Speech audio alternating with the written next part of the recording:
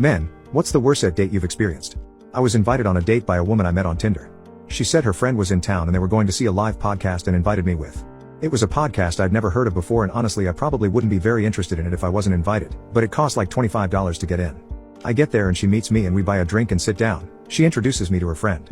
They then proceed to talk to each other, not involving me in conversation at all. Then some guy comes along and sits next to her friend. He introduces himself to me, and I thought he was just being friendly. After the podcast, my date and her friend are still talking to each other and ignoring me.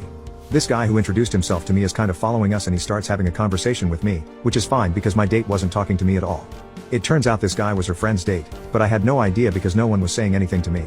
The girls then wanted to meet the guy who was doing the podcast, so we waited in line for a while. Of course the girls never said anything to us guys. The girls then started talking to another woman in line and seemed to make a friend.